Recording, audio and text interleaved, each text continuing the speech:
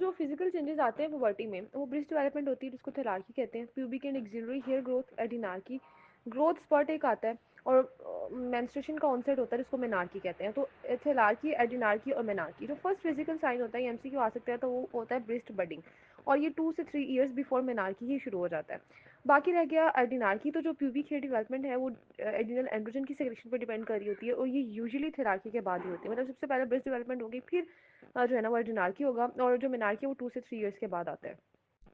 अच्छा, अब जो है ना वो पुबर्टी के टाइम पे एड्रिनल हार्मोन तो ज़्यादा हो ही रहे हैं, लेकिन उनके साथ साथ ग्रोथ हार्मोन भी ज़्यादा होता है, और इसीलिए पुबर्टी पे जो है वो ग्रोथ स्पर्ट भी आता है, और ग्रोथ होती है ज़्यादा से ज़्यादा। और जो मीन एज है मेनार्की की वो 12.8 ईयर्स है। उसके बाद इनिशियल जो साइकिल्स होंगे वो एनोवुलेटरी होंगे और अनप्रिडिक्टेबल इरेगुलर से होंगे। और अगर एब्सेंस हो मेंस्ट्रुएशन की, तो उसको एमेनोरिया कहते हैं। ये प्राइमरी भी हो सकता है, सेकेंडरी भी। इसी चैप्टर में आगे जाके हमने इसको डिटेल में करना है कि प्राइमरी एमेनोरिया क्या होता है, सेकेंडरी क्या होता है। फिर उसने प्रीकोशियस पुबर्टी की बात की, तो ये होती है कि अगर पुबर्टी बहुत पहले आ जाए, चाहे on set of puberty before the age of 8 in girl और 9 इन बॉय, उसको प्रीकोशियस पुबर्टी कहते हैं। ये सेंट्रल भी हो सकता है, पेरिफेरल भी। सेंट्रल यानी ब्रेन के साथ कोई मसला है, गोनाडोट्रोफिन डिपेंडेंट है, यूनोट्रोफिन ही ज़्यादा बन रहे थे, तो इसीलिए जो है वो पुबर्टी जल्दी आ गई है। और ये जो है ना वो सेंट्रल नर्वस सिस्टम मालफॉर्मेशन की वजह से हो सकता है, ब्रेन ट्यूमर्स की वजह से हो सकता है, और कुछ इसके कॉजेज अननोन है। जो पेरिफेरल प्रीकोशियस पुबर्टी होती है उसमें गोनाडोट्रोफिन का रोल नहीं होता। ये यूजुअली ओवेरियन हार्मोन जैसे एस्ट्रोजन है वो ज़्यादा बन रहा है, एस्ट्रोजन की सेक्रेशन ज़्यादा हो रही है, कोई एक्सोजनस एस्ट्रोजन इंजेस्ट किया जा रहा है, या हार्मोन प्रोड्यूसिंग कोई ट्यूमर है उस वजह से हो रहा होता है। अब डिलेड पुबर्टी क्या होती है कि साइन कोई पुबर्टी के ना आए और 14 ईयर्स हो जाए, जैसे कि हमने देखा था कि मेनार्की भी 12.8 ईयर्स तक हो जाती है, और जो थैलार्की था वो तो मेनार्की से भी 2 से 3 ईयर्स पहले हो जाता है। लेकिन इस तरह के कोई साइंस ना 14 ईयर्स तक, तो उसको डिलेड प्यूबर्टी कहते हैं। ये कोई सेंट्रल इफेक्ट भी हो सकता है, और ये कोई जो है वो गोनेट के फंक्शन का भी इफेक्ट हो सकता है कि ओवरी या टेस्टिस ही फंक्शन नहीं कर रहे परफॉर्म। आगे आ जाते हैं सेक्सुअल डेवलपमेंट के डिसऑर्डर। इनमें सबसे पहला जो है वो टर्नर सिंड्रोम है।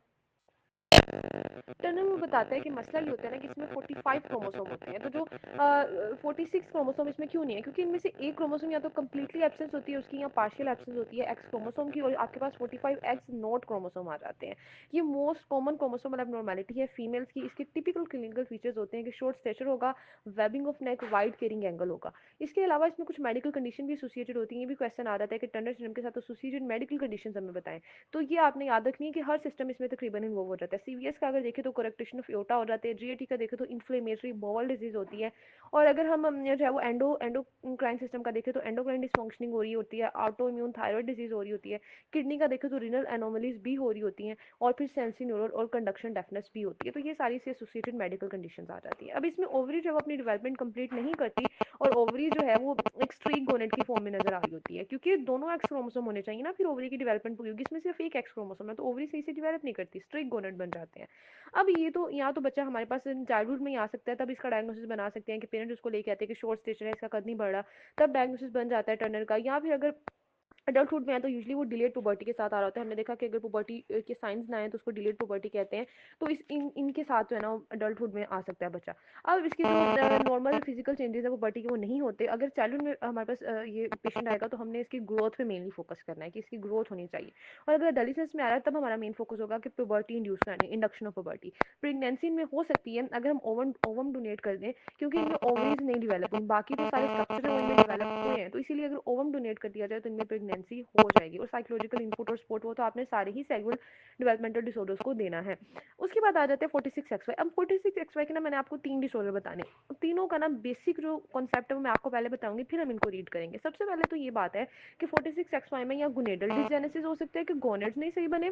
अब वो क्यों नहीं सही बने, क्योंकि जो वाई क्रोमोसोम था उसके ऊपर एक जीन होता है जिसको SRY जीन कहते हैं। ये जो है ना वो टेस्टिस बनवाता है। ये जीन ही म्यूटेटेड था, इसमें ही म्यूटेशन थी, तो उसको कहेंगे गोनेडल डिसजेनेसिस, टेस्टिस ही नहीं बने। ठीक है। अच्छा, दूसरा हम डिसऑर्डर पढ़ेंगे जिसमें टेस्टिस तो बन गए हैं और एंड्रोजन भी बन रहे हैं। एंड्रोजन जो है वो डेवलप हो रहे हैं, लेकिन एंड्रोजन ना इनसेंसिटिविटी है। एंड्रोजन जो है ना वो अपने रिसेप्टर पे एक्ट नहीं कर पा रहे, उनके रिसेप्टर उनको रिस्पॉन्ड नहीं करे, तो इसको कहते हैं कंप्लीट एंड्रोजन इनसेंसिटिविटी सिंड्रोम। ठीक है। इसमें टेस्टिस तो डेवलप होंगे, लेकिन इसमें एक्सटर्नल जेनिटिलिया डेवलप नहीं हो पाएंगे, क्योंकि एक्सटर्नल जेनिटिलिया पे जो रिसेप्टर्स होते हैं ना उन पर आके एंड्रोजन बाइंड करते हैं, तो मेल लाइक जो है ना वो जेनिटिलिया बनते हैं। तो इसीलिए इनमें जो है वो मेन मसला होगा कि एंड्रोजन की इनसेंसिटिविटी है। थर्ड जो हमने डिसऑर्डर पढ़ना है ना, वो 46XY है, लेकिन उसमें 5 अल्फा रिडक्टेज की डेफिशिएंसी। अब ये 5 अल्फा रिडक्टेज क्या चीज़ है? ये होता है कि एंड्रोजन जो है टेस्टोस्टेरोन में बनकर आते हैं टेस्टिस से, फिर जो है ना उन पे 5 अल्फा रिडक्टेज एक्ट करता है और वो कन्वर्ट होते हैं डाई हाइड्रोटेस्टोस्टेरोन में। ये डाई हाइड्रोटेस्टोस्टेरोन जो है ना, ये वायरलाइजेशन कराता है, ये एक्सटर्नल जेनिटिलिया मेल लाइक बनाता है। तो इसमें भी जेनिटिलिया का मसला होगा, ठीक है। तो इन तीनों को अब हमने डिटेल में करना है। सबसे पहले बात कर लेते हैं 46XY गोनेडल डिसजेनेसिस की। मैंने बताया इनमें क्या होगा कि वाई क्रोमोसोम पे एक जीन होता है SRY जीन, उसमें म्यूटेशन आ जाती है। वरना है तो एक मेल, क्योंकि उसमें XY क्रोमोसोम है, लेकिन उसमें जीन में म्यूटेशन आ गई है, ठीक है। अब इस केस में क्या होगा कि जो ना जो गोनेट होंगे वो स्ट्रीक गोनेट बनेंगे, जैसे टर्नर सिंड्रोम में फीमेल के गोनेट स्ट्रीक गोनेट है, इसमें मेल के गोनेट स्ट्रीक गोनेट बनेंगे और वो कोई हार्मोन प्रोड्यूस नहीं करेंगे।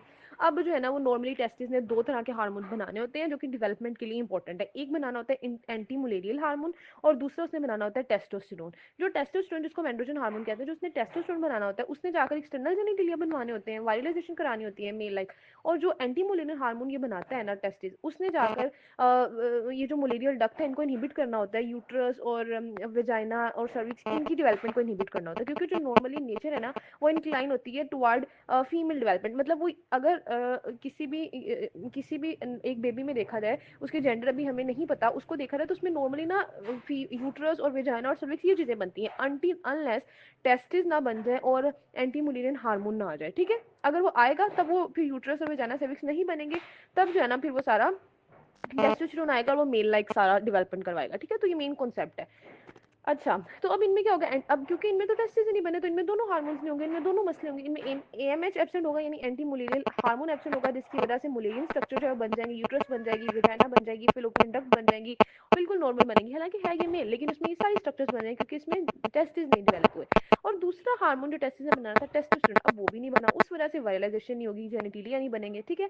तो बेबी दिखने में फीमेल लाइक होगा, ठीक है, कि बेबी फीमेल है, और क्योंकि इसकी वायरलाइजेशन भी नहीं हुई, ये फीमेल है। और जब इस मसला इसका क्या होगा कि जब ये पुबर्टी में पहुंचेगा तो उसके पेरेंट्स एक्सपेक्ट कर होंगे कि अब पुबर्टल चेंजेस हैं और अब ये फीमेल, लेकिन उसमें पुबर्टी के चेंजेस नहीं आएंगे, ठीक है।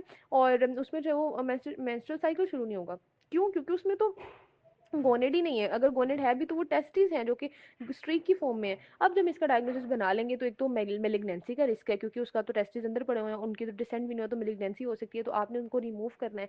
दूसरा, इसकी जो है ना पॉवर्टी इंड्यूस करानी है। तीसरा, जब भी इसका डायग्नोसिस बताना है तो फुल डिस्क्लोजर करना है, ये गोल मोल करके नहीं डायग्नोसिस बताना, फुल डिस्क्लोजर करना है। उसके पेरेंट्स को बताना है कि ये इसकी कैरियोटाइप जो है वो मेल की है, XY है, और ये मसला आया है, ठीक है। और साइकोलॉजिकली सपोर्ट, मैंने आपको बताया कि जितने भी साइकोल डेवलपमेंट के डिसऑर्डर हैं सब में साइकोलॉजिकल सपोर्ट बहुत ज़्यादा इंपॉर्टेंट है, ठीक है। वो आपने पेशेंट को, उसकी फैमिली को प्रोवाइड कर रही है। अच्छा, अब उसने बात की यहाँ तक, तो उसने हमको बता देना कि ट्रीट हमने कैसे करना है। हमने इसकी पुबर्टी इंड्यूस करानी है, हमने जो है ना वो इसका गोनेड रिमूव कराना है क्योंकि प्रेगनेंसी ना हो जाए कहीं, ये सारा कुछ करना है। लेकिन ना हम कुछ इसके केसेस ऐसे होते हैं कि जिनमें मोसिज्म होता है। मोसिज्म अब आपने ना एम्ब्रियो में पढ़ा हुआ है कि उसमें ये होता है कि पूरी बॉडी में ना एक ही कैरियोटाइप नहीं होती, कुछ उसमें कुछ तरह के सेल्स होते हैं, कुछ किस तरह के, यानी आधी इसमें कैरियोटाइप होगी 46XX की और आधी कैरियोटाइप होगी 46XY की, दोनों एट अ टाइम इसमें प्रेजेंट होंगे। इसको ओवो टेस्टिकुलर DSD भी कहते हैं, ठीक है। तो ये बस इसका एक लाइन है जो आप मतलब कर लीजिएगा कि ओवो टेस्टिकुलर DSD क्या होता है, कि जिसमें मोसिसिज्म होती है कि 46XY भी होता है, 46XX भी होता है, ठीक है। इसमें ओवरीज भी प्रेजेंट होते हैं बच्चे में और टेस्टिकल भी प्रेजेंट होते हैं। अब आगे बात करते हैं दूसरा जो डिसऑर्डर था जिसमें मैंने कहा था कि एंड्रोजन इनसेंसिटिविटी होगी 46XY DSD। उसमें अब क्या है, उसमें जो है वो वाई क्रोमोसोम बिल्कुल ठीक है और टेस्टिस बिल्कुल ठीक डेवलप हुए हैं। फिर मैंने कहा था कि टेस्टिस ने दो हार्मोन बनाने होते हैं, टेस्टिस ने वो दोनों हार्मोन्स भी बनाए। एक एंटी मुलेरियन हार्मोन था जिसने जो है मुलेरियन डक्ट को इनहिबिट करके यूट्रस वेजाइना सबकी डेवलपमेंट को रोक दिया है, इनहिबिट कर दिया है, ठीक है। और दूसरा हार्मोन जो था वो टेस्टोस्टेरोन बनना था। टेस्टोस्टेरोन भी टेस्टिस ने बनाया है, लेकिन मसला ये है कि जब टेस्टोस्टेरोन ने आकर जो है एक्सटर्नल जेनिटलिया पे एक्ट करना था डाईहाइड्रोटेस्टोस्टेरोन में कन्वर्ट होकर, वहाँ पर वो एक्ट नहीं कर पाया क्योंकि रिसेप्टर्स ने उसको रिस्पॉन्ड नहीं किया, तो इसीलिए एक्सटर्नल जेनिटलिया वायरलाइज नहीं हुए, मेल लाइक नहीं बने। हालांकि अंदर जो सारी डेवलपमेंट है वो मेल लाइक हो चुकी है, बट मसला क्या आ रहा है कि टेस्टोस्टेरोन के रिसेप्टर्स को रिस्पॉन्ड नहीं कर रहे, ठीक है। तो फीमेल डेवलपमेंट हो जाएगी और बेबी जो है वो नॉर्मल फीमेल जेनिटलिया के साथ पैदा होगा। लेकिन ये चेंजेस आपने याद रखनी है कि जो पिछला मैंने पढ़ाया था ना गोनेडल डिसेंसिस का, उसमें अंदर से सारा स्ट्रक्चर भी फीमेल लाइक था, लेकिन यहाँ पे अंदर से सारा स्ट्रक्चर मेल लाइक है, बस जेनिटिलिया फीमेल लाइक है, ठीक है। अच्छा, अब इनमें भी क्या होगा कि पुबर्टी तक वो उसको फीमेल लाइक ही ट्रीट करेंगे। पुबर्टी पे जब पुबर्टी नहीं आएगी और मेंस्ट्रुएशन नहीं शुरू होगी, एमेनोरिया होगा, प्राइमरी एमेनोरिया होगा, तो फिर पेरेंट्स उसको लेकर आएंगे। फिर आप उसका डायग्नोसिस बनाओगे, तो अब आप डायग्नोसिस का फुल डिस्क्लोजर दोगे कि इसकी तो कैरियोटाइप XY है, और उनको कंप्लीट साइकोलॉजिकल सपोर्ट दोगे। इसमें भी आपने गोनट्स को रिमूव करना है, क्योंकि इसमें भी मेलिग्नेंसी हो सकती है, टेस्टिस अंदर ही पड़े हुए मेलिग्नेंसी हो सकती है, तो गोनेडेक्टमी कर देनी है। इसके अलावा अब जो अब आपने इसको long term hormone replacement therapy देनी है। और इसके अलावा इसमें एक और चीज़ की जाती है, विजाइनल डायलेटेशन करवाई जाती है, या विजाइनल जो है वो सर्जिकल विजाइनल रिकॉन्स्ट्रक्शन करवा दी जाती है, ठीक है, ताकि विजाइना जो है ना उसकी नॉर्मल उसको बनाया जाता है, नॉर्मल फीमेल लाइफ। तो ये इसमें एक ना चीज़ करनी है। उसके बाद आ जाती है जी, लास्ट हमने डिसऑर्डर पढ़ना है 46XY से रिलेटेड, वो था 5 अल्फा रिडक्टेज डेफिशिएंसी। इसमें क्या होगा, इसमें भी XY कैरियोटाइप है, इसमें भी नॉर्मल वाई क्रोमोसोम प्रेजेंट है, और टेस्टिस बन रहे हैं, और AMH भी बन रहा है, टेस्टोस्टेरोन भी बन रहा है। AMH ने जो है वो यूट्रस साइविक सेल की डेवलपमेंट भी इनहिबिट करा दी है, और टेस्टोस्टेरोन ने आकर जो है वो डाई हाइड्रोटेस्टोस्टेरोन में कन्वर्ट होना था जेनिटिलिया पे, लेकिन वो कन्वर्ट नहीं हो पाया क्योंकि 5 अल्फा रिडक्टेज डेफिशिएंटी है। इस वजह से इसमें भी वायरलाइजेशन नहीं होगी और एक्सटर्नल जेनिटिलिया फीमेल लाइक बन जाएंगे। और बाजूकात एम्बिगुअस जेनिटेलिया होते हैं कि जो है ना वो मतलब नहीं समझ आ रहा होता कि मेल लाइक है या फीमेल लाइक है, वो एम्बिगुअस जो है वो होते हैं। और बाजूकात ये भी हो सकता है कि वो फीमेल लाइक थे, लेकिन जो है जब पुबर्टी पे वो पहुंची है फीमेल, तो उसके जेनिटेलिया मेल लाइक होना शुरू हो गए। ऐसा क्यों हो जाता है? ऐसा इसलिए होता है क्योंकि वो फीमेल लाइक थे, बट वो इसलिए थे क्योंकि अंदर से वो मेल थी, लेकिन वो इसलिए फीमेल लाइक थे क्योंकि उसमें 5 अल्फा रिडक्टेज नहीं था और डायहिड्रोटेस्टोस्टेरोन नहीं बन रहा था। लेकिन उसमें टेस्टोस्टेरोन तो था ना, टेस्टोस्टेरोन तो उसमें बहुत ज्यादा था, और जब पुबर्टी होती है तो टेस्टोस्टेरोन का लेवल बहुत ज्यादा बढ़ता है, जो कि नॉर्मल फिनोमिना है। तो जब पुबर्टी पे इसका टेस्टोस्टेरोन बहुत ज़्यादा बढ़ेगा, तो टेस्टोस्टेरोन भी तो थोड़ी बहुत वायलेशन करवाने का उसमें भी तो पोटेंशियल है ना। डायहिड्रोटेस्टोस्टेरोन ज़्यादा पोटेंट है, बट टेस्टोस्टेरोन भी जब बार बार आके एक्ट करेगा जेनेटिलिया पे, तो वो भी वायलेशन करवा देगा, लेकिन पुबर्टी पे जाके जब उसका लेवल बढ़ेगा, ठीक है, तो तब जो है ना फीमेल के जो है जेनेटिलिया में मसला आना शुरू हो जाता है। वो क्यों आता है? क्योंकि टेस्टोस्टेरोन इंक्रीज कर जाते हैं। ठीक हो गया। ये सारे जो मैंने आपको डिसऑर्डर्स करवाए ना, ये सारे मैंने आपको एमसीक्यू के लिए करवाए हैं, क्योंकि ये सब एमसीक्यू के लिए इंपॉर्टेंट है। ये जो टर्नर है ये एमसीक्यू के लिए इंपॉर्टेंट है, टर्नर सिंड्रोम जो आपको बताया था। और दूसरा जो इंपॉर्टेंट है वो अब जो मैं आपको करवाने लगी हूँ वो है 46XXDSD। ये जो 46XXDSD है ना, ये कंजेनिटल एड्रिनल हाइपरप्लेजिया है। मतलब ये फीमेल है, एक्स एक्स है ना, इसमें वाई नहीं है, ये फीमेल है। लेकिन इसमें मसला ये है कि जो एड्रिनल ग्लैंड है ना उसका हाइपरप्लेजिया। अब उसका हाइपरप्लेजिया क्यों हो गया है? इसका हाइपरप्लेजिया इसलिए हो गया है क्योंकि इसमें ना एक एंजाइम की डेफिशिएंसी होती है, और वो एंजाइम यूजुअली 90% केसेस में होता है 21 हाइड्रोक्सिलेज। जब उसकी डेफिशिएंसी होती है तो ये ना एड्रिनल ग्लैंड कोर्टिसोल नहीं बना पाता।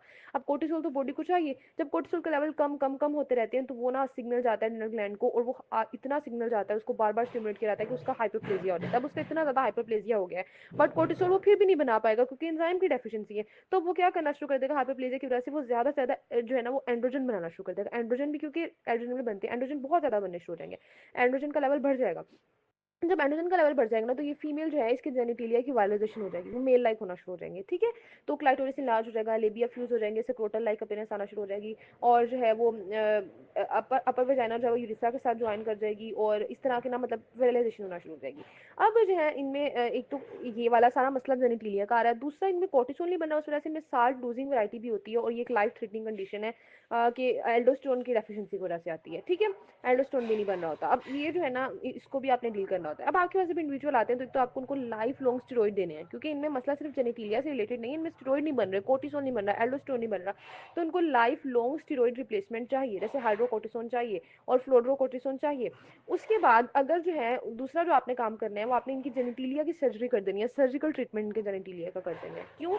क्योंकि इनमें जो है ना वो नॉर्मल एक फीमेल है, ये इनकी सारी डेवलपमेंट नॉर्मल हुई है, लेकिन मसला सिर्फ एड्रिनल ग्लैंड से रिलेटेड है, इसीलिए आप वो उसको स्टेरॉइड रिप्लेस करके इनकी जो है ना सर्जिकल ट्रीटमेंट कर दोगे जेनिटिलिया का, और फेमिनाइजिंग जेनिटिलिया सर्जरी कर दोगे, ठीक है। तो ये इतना आसान सा टॉपिक था। और अब जो है ना वो हमने जाना है डिसऑर्डर ऑफ मेंस्ट्रुअल रेगुलरिटी की तरफ, जिसमें एमेनोरिया ओलिगोमेनोरिया पढ़नी है। एमेनोरिया का क्या मतलब है? Absence of menstruation, usually amenorrhea कहते हैं। अगर absence of menstruation more than 6 month तक हो in the absence of pregnancy in a women of fertile age, ठीक है, मतलब एक वुमेन है वो फर्टाइल एज की है, उसमें नॉर्मल मेंस्ट्रुअल साइकिल चलना चाहिए, बट उसमें मेंस्ट्रुएशन नहीं हो रही और 6 मंथ से ज़्यादा टाइम हो गया है, और वो प्रेग्नेंट भी नहीं है, क्योंकि यूजुअली प्रेगनेंसी में मेंस्ट्रुएशन रुक जाती है ना।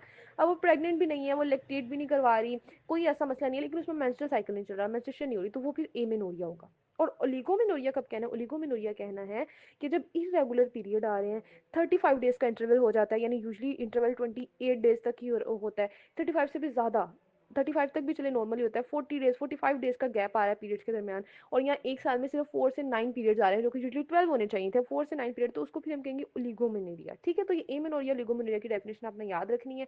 अब जो है ना एमेनोरिया वो प्राइमरी हो सकता है सेकेंडरी। प्राइमरी का क्या मतलब है? प्राइमरी जो मैंने आपको पीछे इतने सारे डिसऑर्डर पढ़ाए ना उन सब में प्राइमरी एमेनोरिया होता है कि यानी कि मेंस्ट्रुएशन शुरू ही नहीं होती, पुबर्टी पे आके वो मेंस्ट्रुएट ही नहीं करती, 16 ईयर्स तक एज आ जाती है, हम 16 ईयर्स तक वेट करते हैं लेकिन वो नहीं शुरू होती मेंस्ट्रुएशन, तो हम कहते हैं कि प्राइमरी एमेनोरिया। और सेकेंडरी एमेनोरिया क्या होता है कि यानी कि पुबर्टी पे उसकी नॉर्मल मेंस्ट्रुअल साइकिल शुरू हुआ था, सब कुछ ठीक चल रहा था, लेकिन फिर अचानक ही किसी एज में आके मेंस्ट्रुएशन एब्सेंट हो गई और 6 मंथ गुजर गए, उसको मेंस्ट्रुअल साइकिल नहीं चला, उसको मेंस्ट्रुएशन नहीं हुई, लेकिन उसको ना प्रेगनेंसी है, ये चीज़ आपने पहले रूल आउट करनी है कि प्रेगनेंसी भी नहीं है, लैक्टेट भी वो नहीं करा रही, और मीनोपॉज भी नहीं हुआ। मीनोपॉज तो चले ओल्डर एज में होगा ना, इन तीनों में से कुछ भी नहीं है, फिर उसकी मेंस्ट्रुएशन एब्सेंट है 6 मंथ तक, और पुबर्टी भी वो नॉर्मल शुरू हुई थी, तब हम उसको कहेंगे सेकेंडरी एमेनोरिया। ठीक हो गया।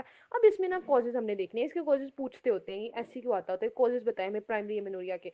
अब प्राइमरी एमेनोरिया के कॉजेज ना हाइपोथैलेमस से शुरू करते हैं कि हाइपोथैलेमस में कोई मसला है, क्योंकि हाइपोथैलेमस ने बनाना था गोनेडोट्रोपिन रिलीजिंग हार्मोन, फिर पिट्यूटरी ने बनाने थे एफएसएच एलएच, फिर उन्होंने आके ओवरी पे एक्ट करना था, फिर ओवरी ने एस्ट्रोजन प्रोजेस्टेरोन बनाना था, फिर उन्होंने जाके एंडोमेट्रियम को डेवलप करवाना था, फिर एंडोमेट्रियम की शेडिंग होनी थी और मेंस्ट्रुएशन होनी थी। तो हमने अपने जो डिसऑर्डर के जो कॉजेज ढूंढने शुरू करने हैं ना वो हाइपोथैलेमस से करने हैं। अब हाइपोथैलेमस में क्या मसला हो सकता है? हाइपोथैलेमस में सबसे पहले मसला होता है कि हाइपोथैलेमस का कोई लेयन है, जैसे क्रेनियोफ्रेंजियोमा है, ग्लायोमा है, ठीक है, ये मसले हो सकते हैं, ये हाइपोथैलेमिक टिश्यू को कर देते हैं कंप्रेस, और उसकी वजह से वो फिर अपने सही से डेवलप नहीं हो पाता और सही हार्मोन नहीं बना पाता। दूसरा हेड इंजरीज। तीसरा कॉलमैन सिंड्रोम। ठीक है, कॉलमैन सिंड्रोम एक एक्सलिक रिसेसिव कंडीशन है, इसमें भी ना गोनाडोट्रोपिन रिलीजिंग हार्मोन की डेफिशिएंसी होती है। तो कॉलमैन सिंड्रोम सिस्टेमिक डिसऑर्डर है कोई, जैसे सार्कोइडोसिस है, ट्यूबरकुलोसिस है, ये जाके इन्फिल्ट्रेट कर जाते हैं हाइपोथैलेमस में और वो हार्मोन नहीं बना पाता। कोई ड्रग्स हम यूज करें, वो पेशेंट को ड्रग यूज करा है, जैसे प्रोजेस्टेरोन है, हार्मोन रिप्लेसमेंट थेरेपी है, तो कोई ड्रग्स भी जो होती हैं वो इसको मसला कर सकती हैं। इसके अलावा एक्सेसिव एक्सरसाइज या एक्सेसिव वेट लॉस या एक्सेसिव स्ट्रेस, ये सारी चीज़ें भी इमेनोरिया करवा सकती हैं। ठीक है, तो hypothalamic Leyen, head injuries, Coleman syndrome, systemic disorders, drug या एक्सेसिव एक्सरसाइज, वेट लॉस और स्ट्रेस। अब बात कर लेते हैं पिट्यूटरी की। हाइपोथैलेमस के कॉजेज हमने रूल आउट कर ली, अब पिट्यूटरी पे आ जाए। पिट्यूटरी का कोई एडिनोमा हो सकता है, एडिनोमा यानी प्रोलैक्टिनोमा। ठीक है, सबसे कॉमन प्रोलैक्टिनोमा है। पिट्यूटरी की नेक्रोसिस हो सकती है, जैसे शिहान सिंड्रोम में होता है। शिहान सिंड्रोम में ये होता है कि जो है ना प्रेगनेंसी के दौरान जो है वो आई गेस अच्छा मुझे अभी ये माइंड में नहीं आ रहा है, इसको बाद में देखेंगे। शिहान सिंड्रोम में प्रेगनेंसी से रिलेटेड कोई कंडीशन है आई गेस। अच्छा, उसके बाद ना पिट्यूटरी नेक्रोसिस हो सकती है और मेजर ऑब्स्टेट्रिक हैमरेज की वजह से हाइपोटेंशन हो सकती है। उस हाइपोटेंशन जो है वो पिट्यूटरी का इस्कीमिया करवा के नेक्रोसिस करवा सकता है। आर्ट्रोजेनिक डैमेज हो सकता है कि आप सर्जरी कर रहे थे कोई ब्रेन की तो पिट्यूटरी डैमेज कर दिया। कंजेनिटल फेलियर हो सकती है, पिट्यूटरी डेवलप ही नहीं हुआ। तो ये सारी चीजें हैं जो पिट्यूटरी से रिलेटेड है। अब ओवरीज पे आ जाए, ओवेरियन रिलेटेड भी तो डिसऑर्डर हो सकता है ना। ये हो सकता है पॉलीसिस्टिक ओवेरियन सिंड्रोम, क्योंकि पॉलीसिस्टिक ओवेरियन सिंड्रोम सबसे कॉमन कॉज है ओवेरियन डिसऑर्डर का। इसमें जो है ना वो ओवोल्यूशन नहीं होती तो फिर मेंस्ट्रुएशन नहीं होती। ओवेरियन फेलियर जो है वो हाइपर गोनेडोट्रोफिक हाइपोगोनेडिज्म करवा देता है। इसका क्या मतलब है? इसका मतलब है हाइपोगोनेडिज्म, यानी कि एस्ट्रोजन प्रोजेस्टेरोन नहीं बन रहे, ये हार्मोन नहीं बन रहे, और हाइपरगोनेडोट्रोफिक, क्योंकि ये एस्ट्रोजन प्रोजेस्टेरोन नहीं बन रहे तो इसीलिए इनके जो है वो ना बनने की वजह से गोनेडोट्रोपिक हार्मोन ज्यादा से ज्यादा बन रहा है, तो ये होता है हाइपरगोनेडोट्रोपिक हाइपोगोनेडिज्म। ठीक है, अच्छा, अब प्री मेच्योर ओवेरियन फेलियर की उसने डेफिनेशन बताई है। ये होता है कि अगर सिजेशन हो जाए पीरियड्स की बिफोर 40, मतलब अभी 40 की एज पे पीरियड रुक गए हैं, हालांकि वो मेनोपॉज से जाके 55-60 पे होता है, तो बिफोर 40 हो जाए तो उसको प्री मेच्योर जो है वो ओवेरियन फेलियर कहते हैं। अब आगे बात करते हैं एंडोमेट्रियल। कुछ डिसऑर्डर हैं वो एमेनोरिया के एंडोमेट्रियल रिलेटेड भी हो सकते हैं, जैसे मुलेरियन डिफेक्ट तक हुई और यूट्रस ही एब्सेंट है, और या आउटफ्लो ट्रैक में कोई एबनॉर्मेलिटी है, या कोई हिमेटोकॉल्पस है, या सेकेंडरी एमेनोरिया जो होता है वो होता है कि अगर एंडोमेट्रियम की स्कारिंग हो गई है, एशरमैन सिंड्रोम हो गया है। मैंने आपको ना मेंस्ट्रुएशन में बताया था कि जो बेसिलस लेयर होती है ना एंडोमेट्रियम की, वो शेड नहीं होती, वो नॉर्मली प्रेजेंट रहती है, उसका प्रेजेंट रहना जरूरी होता है, क्योंकि वो प्रेजेंट रहेगी तो फिर अगले साइकिल में दोबारा प्रोलिफरेट करेगी एंडोमेट्रियम।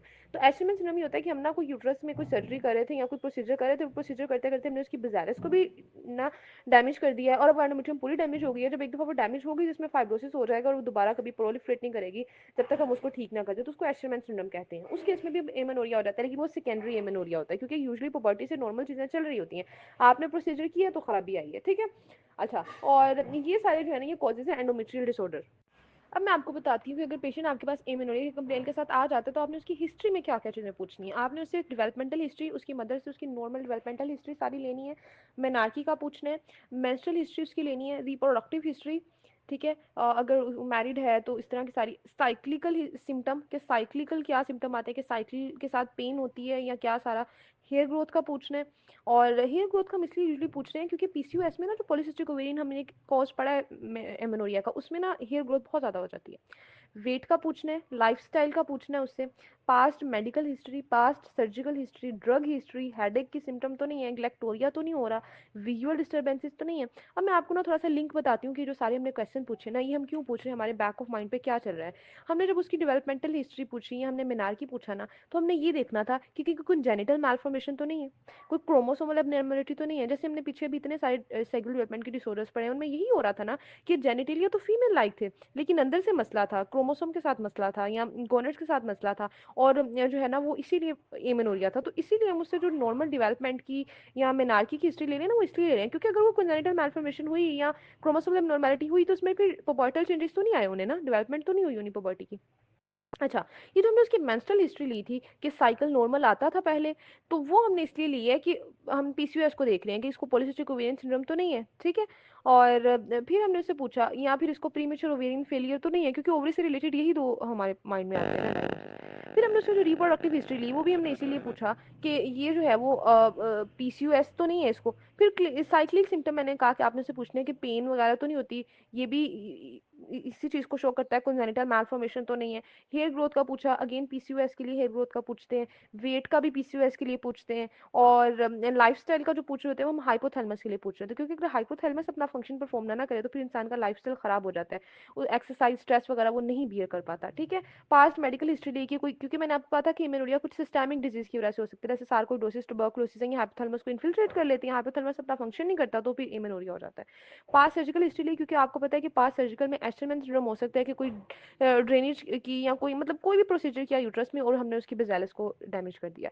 ड्रग हिस्ट्री लिए क्योंकि कुछ ड्रग्स होती हैं जो हाइपोथैलेमस का काम खराब कर देती हैं, हाइपोथैलेमस की मैल फंक्शनिंग करा देती हैं। हेडेक का पूछा क्योंकि हेडेक, ग्लैक्टोरिया, ये सारी चीज़ें या विजुअल डिस्टर्बेंसेस, ये सारी चीज़ें जो पिट्यूटरी ट्यूमर की सिम्टम्स हैं। कि ग्लैक्टोरिया होता है कि प्रोलैक्टिनोमा होता है, और prolactinoma most common pituitary adenoma है। हेडेक ये भी पूछा कि पिट्यूटरी एडिनोमा की वजह से हेडेक हो सकता है। विजुअल डिस्टर्बेंसेस का भी इसीलिए पूछा। तो ये हमारे माइंड में जो है ना वो सारी डायग्नोसिस थे। तो ये आपको कब आप सवाल करोगे, अगर आपको पूरी डायग्नोसिस की और पूरी कॉजेज की लिस्ट आती होगी जो मैंने आपको बताई है कि हाइपोथैलेमस से रिलेटेड है तो सिस्टेमिक डिजीज हो सकती है, हाइपोथैलेमस का कोलेजन हो सकता है, कोई भी पेशेंट ड्रग यूज कर रही है ये हो सकता है, या उसने जो है एक्सेसिव स्ट्रेस ली है, वेट लॉस की है, ठीक है, हेड इंजरी कोई हुई है, अगर पिट्यूटरी रिलेटेड है कोई पिट्यूटरी एडिनोमा हो सकता है, प्रोलैक्टिनोमा सबसे कॉमन है, पिट्यूटरी की नेक्रोसिस हो सकती है, और आर्ट्रोजेनिक डैमेज आप पिट्यूटरी को कर सकते हो, कंजेनिटली कोई डिफेक्ट हो सकता है। अगर ओवरी रिलेटेड है तो दो ही बताए, एक पॉलीसिस्टिक ओवेरियन सिंड्रोम और एक premature ovarian failure. Endometrium like Asherman syndrome सबसे इंपॉर्टेंट है। तो इस तरह से पूरी लिस्ट आपके माइंड में होगी, फिर आप उसके हिस्ट्री क्वेश्चन करोगे। अब आगे आ जाती है एग्जामिनेशन। फीमेल को आपने क्या एग्जामिन करना है, उसका बॉडी मास इंडेक्स देखें सबसे पहले, उसका वेट, उसकी हाइट, उसकी सेकेंडरी सेक्सुअल करैक्टरिस्टिक देखें, हेयर ग्रोथ है, ब्रेस्ट डेवलप हुई है नहीं हुई, उसका टेंडर स्कोर देखें, और उसका जो है वो एंडोक्राइन एबनॉर्मेलिटीज देखें कि उसके कोई साइन तो नहीं है एंडोक्राइन एबनॉर्मेलिटीज के, लाइक उसमें जो है वो स्ट्राया तो नहीं बने हुए एब्डोमेन पे, जो कि आपको पता है कि एड्रिनल लाइक डिजीजेज में बनते हैं, एड्रिनल रिलेटेड, मून फेस तो नहीं है, स्किन चेंजेस तो नहीं है, ये सारा हम ना एड्रिनल की डिजीज को रूल आउट कर रहे हैं। हिस्टोटिज्म तो नहीं है, एक्नी तो नहीं बन रही है, पीसीओएस में बन रही होती है। फिर हम जो है ना वो उसका विजुअल फील्ड की असेसमेंट कर लेते हैं, क्योंकि पिट्यूटरी लेयन तो नहीं है, उसके एक्सटर्नल जेनिटिलिया और विजाइना के एग्जामिनेशन करेंगे। और हम देखेंगे विजाइना का हम एग्जामिन करेंगे कि कोई स्ट्रक्चरली आउटफ्लो एबनॉर्मेलिटी तो नहीं है, कि अंदर जो है वो मेंस्ट्रुअल साइकिल नॉर्मल चल रहा है, लेकिन क्योंकि आउटफ्लो में मसला है तो इसलिए मेंस्ट्रुएशन नहीं हो रही, तो ये फिर हम देख लेंगे। और ये इसका जो है ना वो आसान सा एग्जामिनेशन होगा, ठीक है। अच्छा, अब आ जाए इन्वेस्टिगेशन पर। हमने हिस्ट्री भी ले ली, हमने एग्जामिन भी उसका कर लिया, बॉडी मास इंडेक्स और सारा। अब हमने उसकी इन्वेस्टिगेशन कौन सी करानी है, तो इन्वेस्टिगेशन जो है ना वो इसकी प्रेगनेंसी टेस्ट से शुरू होती है। प्रेगनेंसी टेस्ट आपने सबसे पहले कराना है, क्योंकि हो सकता है, हाँ प्रेगनेंसी टेस्ट आपने करवाना है कि फीमेल सेक्सुअली एक्टिव थी, क्योंकि हो सकता है ये कि वो प्रेग्नेंट हो चुकी है, उसको आइडिया ना हो, उसको पता ना चला हो, और अब वो एमेनोरिया की कंप्लेन के साथ आ जाए। तो आपने जो है ना उसका प्रेगनेंसी टेस्ट कराना, एचसीजी मतलब लेवल कराना, उसके बाद आपने उसके ब्लड टेस्ट कराना है, एलएच के लिए, एफएसएच के लिए, टेस्टोस्टेरोन के लिए, क्योंकि आप देख रहे हो कि कहाँ मसला है। अगर एलएच एफएसएच बहुत ज्यादा है और टेस्टोस्टेरोन एब्सेंट है तो इसका क्या मतलब है, इसका मतलब है कि वही जो मैंने आपको बताया था कि हाइपरगोनेडोट्रोफिक हाइपोगोनेडिज्म के ओवरी के साथ मसला है, ठीक है। तो इसलिए उसने आपने एलएच एफएसएच टेस्टोस्टेरोन ये सारे लेवल आपने कराने हैं। और अगर टेस्टोस्टेरोन भी ज्यादा है तो ये शो कर रहा है कि पीसीओएस हो सकता है, कि एलएच एफएसएच भी ज्यादा है और टेस्टोस्टेरोन भी ज्यादा है, ठीक है। पॉलीसिस्टिक ओवेरियन सिंड्रोम शो कर रहा है, शो कर सकता है। और अगर एफएसएच ज़्यादा है तो ये शो कर सकता है प्रीमेच्योर ओवेरियन फेलियर है, ठीक है। तो ये आपने हार्मोन लेवल सारे करवाने हैं। उसके बाद आपने जो है वो प्रोलैक्टिन लेवल करवाना है। प्रोलैक्टिन लेवल आपको शो करेगा क्योंकि प्रोलैक्टिनोमा तो नहीं है, ठीक है। फिर आपने थायराइड फंक्शन के टेस्ट करवाने हैं सारे। ये आपको बताएंगे कि थायराइड फंक्शन, थायराइड की वजह से ये, क्योंकि बहुत सारे मेंस्ट्रुएशन के मसले आते हैं, तो थायराइड का तो कोई डिसऑर्डर नहीं है, थायराइड के फंक्शन के साथ तो मसला नहीं है। फिर आपने जो है ना वो इमेजिंग की तरफ आना है। मतलब कौन कौन से मैंने इन्वेस्टिगेशन बताई, सबसे पहले प्रेगनेंसी टेस्ट करा लिया, फिर हार्मोन लेवल डिफरेंट करवा लिया, एलएच एफएसएच टेस्टोस्टेरोन प्रोलैक्टिन का लेवल करवा लिया, फिर थायराइड फंक्शन टेस्ट करवाने हैं, फिर अल्ट्रासाउंड स्कैन करवाना है। अब आपने इमेजिंग की तरफ आ जाना। अल्ट्रासाउंड स्कैन हम क्यों करवा रहे हैं, हम देख रहे हैं कि एक तो हम अल्ट्रासाउंड से पॉलीसिस्टिक ओवेरियन को देखेंगे क्योंकि पॉलीसिस्टिक ओवेरियन भी अल्ट्रासाउंड पर डायग्नोस हो जाता है। फिर हम एमआरआई करवाएंगे, एमआरआई ब्रेन की भी करवानी है ताकि आप देखो कि कोई पिट्यूटरी एडिनोमा तो नहीं है, लेकिन ये तब करवानी है अगर आपको कोई साइन एग्जामिनेशन पे या हिस्ट्री पे उसने हेडेक का बताया या उसने विजुअल डिस्टर्बेंस का बताया या उसने ग्लैक्टोरिया का बताया, जब आपने एग्जामिन किया तब भी आपको विजुअल फील्ड में डिफेक्ट नजर आया, तब आपने उसका ब्रेन एमआरआई करवाना है कि कहीं ये पिट्यूटरी एडिनोमा तो नहीं है। फिर आपने हिस्टेरोस्कोपी करनी है। हिस्टेरोस्कोपी आप तब करोगे जब आपको एशरमैन, यानी आपको किसी प्रोसीजर की हिस्ट्री मिलेगी कि कोई प्रोसीजर किया था, तो आप हिस्टेरोस्कोपी करके देखोगे एशरमैन तो नहीं है या आप आउटफ्लो कोई डिफेक्ट तो नहीं है। और कैरियोटाइपिंग जो है वो तब आप करोगे जब आपको लगे कि ये टर्नर के मुझे लग रहे हैं कि इसका शॉर्ट स्टेचर है और वेब नेक है, ये टर्नर जैसी लग रही है, तब आपने उसकी कैरियोटाइपिंग करवा लेनी है। ठीक हो गया। तो यहाँ तक मैंने आपको बताई इसकी सारी इन्वेस्टिगेशन। ये जो मैं एक एक चीज़ बोल रही हूँ ना, सारी बहुत ही इंपॉर्टेंट है। आगे हमने करनी है जिसकी मैनेजमेंट।